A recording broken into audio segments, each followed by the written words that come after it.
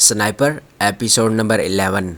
मेरे कंधे पर लटकी स्नाइपर राइफल उतारकर उसने साइड पर रखी। मेरा small pack, thermal imaging site और मेरी जेबों में मौजूद तमाम सामान अपने कब्जे में कर लिया। हाथ नीचे कर सकता हूँ?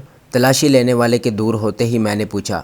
कर लो, मुझे निशाने पर रखने वाला नरम लहजे में बोला। शुक्रिया कहकर मैंने हाथ नीचे कर लिए। आओ अंदर बैठकर बात करते हैं।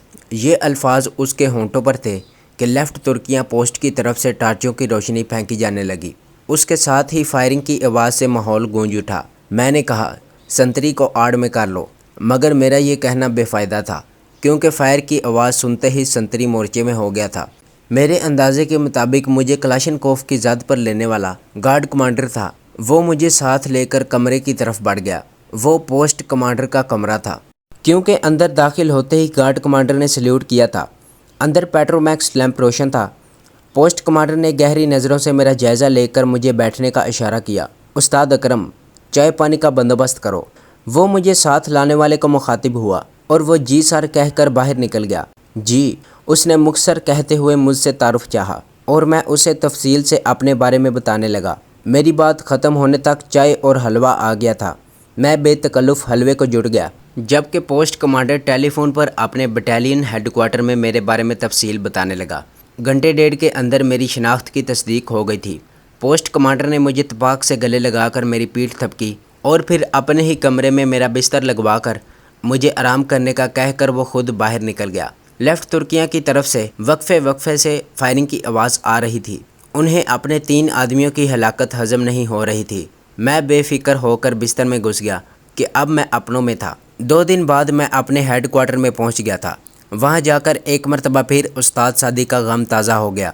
मिशन पूरा करने की खुशी से उस्ताद सादी के बिछड़ने का नुकसान ज़्यादा महसूस हो रहा था, मगर मेरे सीनियर्स मुतमईन थे क्योंकि शहादत की मौत एक बहुत बड़ा एजाज़ है। एक दिन हेडक्वार्टर में गुजार कर मैंने छुट्टी ली और घर को चल पड़ा। मेरा ताल्लुक़ तिलागांव के एक मज़ाफ़ाती गाँव से है। फ़ौज में भर्ती होने के साथ ही मैंने शादी कर ली थी, लेकिन औलाद की नेमत से महरूम था। माहीन मेरी दूर पार की रिश्तेदार थी।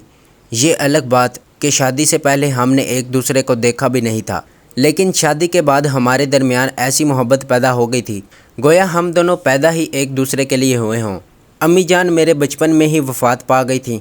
उनके इंतकाल के बाद अबू जान ने दूसरी शादी नहीं की थी। गाँव में थोड़ी बहुत ज़मीन थी, बस वहीं काश्त करके वो मेरा और अपना पेट पालते थे। FSC करने के बाद अबू जान का इरादा था कि मैं मज़ीद तालीम हासिल करूं, मगर मैंने वालिद साहब पर मज़ीद बोझ बनना गवारा न किया और पाक आर्मी में भर्ती हो गया।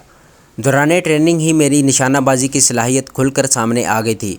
यूनिट में जाने के बाद निशानाबाजी के मुकाबलों में मेरी इस सलाहियत में मज़ीद निखार आया और फिर इसी सलाहियत को देखकर मुझे स्नाइपर कोर्स के लिए कोयटा जाना पड़ा। वो कोर्स मैंने इम्तियाज़ी नंबरों से पास किया और उस कोर्स में अच्छी पोजीशन लेने की वजह से मज़ीद ट्रेनिंग के लिए मुझे स्पेशल सर्विस ग्रुप यानी कमांडोज़ के पास भेज दिया गया। वहाँ भी मेरे निशानाबाजी की सलाहियत ने दूसरों को मुतासर किए रखा और फिर उस कोर्स में भी नुमाया पोजीशन हासिल करने के बाद मुझे खसूसी स्नाइपर टीम के ज़ेरे निगरानी तरबियत दी जाने लगी। इस मरतबा हमारे उस्ताद वो थे जिन्होंने ट्रेनिंग से ज़्यादा अमली मैदान में वक्त गुजारा था। वो असबाक पढ़ाने से ज़्यादा हमें वाक़यात सुनाते, ऐसे वाक़यात जो उनके साथ बीत चुके थे, और हर वाक़या कोई ना कोई सबक लिए हुए होता था। उस कोर्स में भी मेरी कारकर्दगी पिछले कोर्सों की तरह शानदार रही और मुझे अपने उस्ताद के साथ पेशावर स्नाइपर बनने का मौका मिल गया। और फिर एक दिन मुझे अपने पहले मिशन के लिए सरहद पार जाना पड़ गया, जिसकी कहानी मैं गुज़श्ता सफ़हात में बयान कर चुका हूँ। मैं ज़ोहर के वक्त घर पहुँचा था। मुझे देखते ही माहीन खिल उठी और उसके चेहरे पर कोसे क़ज़ा के रंग झुलमलाने लगे। अब्बू जान ने भी मुझे छाती से लगाकर खूब बींचा था। अब्बू जान के कमरे से बाहर जाने के बाद मैं माहीन को मुखातिब हुआ। बड़ी खुश नज़र आ रही हो। वो हंसी। गमगीन तो आप भी नहीं लग रहे। मैं तो इसलिए खुश हूँ कि छुट्टी मिली है, चंद दिन आराम करूँगा। और तुम? वो नाज से बोली। झूठा, झूठी होगी तुम खुद। उसे अपने करीब करते हुए मैंने वालेहाना लहजे में कहा, वाकई सच कहते हैं कि कायनात की रौनक और रंगीनी औरत के दम कदम से है। अगले दिन नाश्ता करके मैं घर से निकला। मेरे दोस्तों की तादाद महदूद सी थी। उनमें से भी बस 1-2 ही खत चिट्ठी डाल दिया करते थे, वरना तो बस छुट्टी आते ही मुलाकात हो पाती। उस वक्त मोबाइल फ़ोन इतना आम नहीं हुआ था। खाल खाल लोग ही मोबाइल रखना पसंद करते थे। गो मोबाइल फ़ोन मेरी पहुंच से बाहर नहीं था, لیکن ابھی تک مجھے یہ ایک فضول خرچی ہی لگ رہی تھی۔ اپنا سب سے قریبی دوست اویس مجھے اس کے گھر کے باہر ہی مل گیا تھا۔ ارے شانی، کیا بات ہے یار؟ میرا خیال ہے خط ملتے ہی تم بھاگے چلے آئے۔ خط؟ میرے لہجے میں حیرانی تھی۔ میرا خط نہیں ملا؟ خط تم نے پوسٹ کب کیا تھا؟ اور خیر تو ہے نا؟ پرسوں۔ واہ، پرسوں تم نے خط بھیجا اور کل مجھے مل گیا، کیا ذہانت ہے؟ وہ سر کھجاتے ہوئے خفت سے بولا۔ میں نے سوچا شاید تم میری وجہ سے چھٹی آئے ہو، ضرور آتا، مگر اب تو میں روٹین کی چھٹی آیا ہوں۔ کوئی بات نہیں، میرے لیے اتنا ہی کافی ہے کہ تم چھٹی آ گئے ہو، اب وجہ بھی پھوٹو۔ وہ خوشی سے جھومتے ہوئے بولا، ہفتے کو میری شادی ہے۔ شادی؟ کیوں؟ وہ سوابی والی کا کیا بنا؟ وہ خوشی سے چہکا، اسی سے تو ہے۔ میں نے خوشگوار حیرت سے پوچھا، بھلا وہ کیسے؟ وہ ایسے کہ ابو جان مان گئے اور رشتہ لے کر سوابی پہنچے۔ ارم کے والد تو پہلے سے ہی راضی تھے، اور اب تمہاری دعا سے ہفتے کے دن تمہارا بھائی اپنی ارم کو لانے والا ہے۔ مبارک ہو یار، میں نے خلوص دل سے کہا۔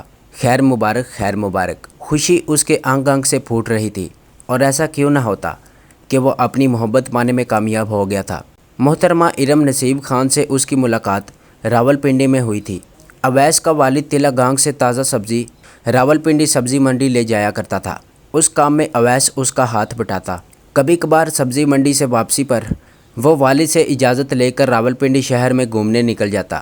ایک بار راولپنڈی راجہ بازار میں بہنوں کے لیے شاپنگ کرتے ہوئے اس کی نظر ارم صاحبہ پر پڑ گئی، جو اپنی والدہ کے ساتھ شاپنگ کے لیے آئی ہوئی تھی۔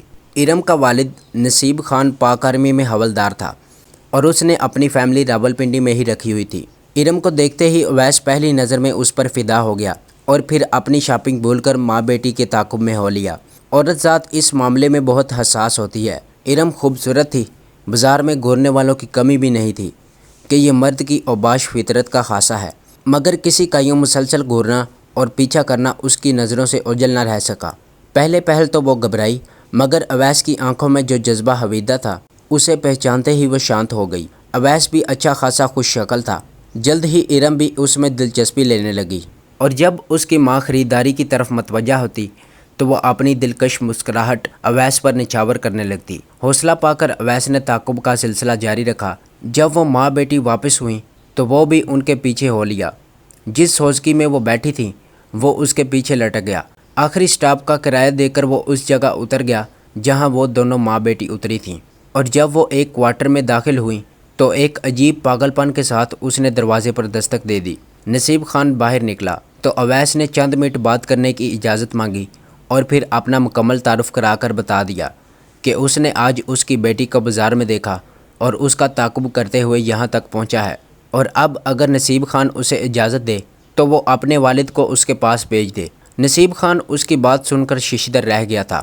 کسی پٹھان کے سامنے اس بات کا اعتراف کہ وہ اس کی بیٹی اور بیوی کا تعاقب کرتے ہوئے اس کے گھر تک پہنچا ہے، بڑے حوصلے، جرأت اور دلیری کی بات تھی، مگر عشق عجیب چیز ہے، اس کے دامن میں بزدلی جگہ نہیں پا سکتی۔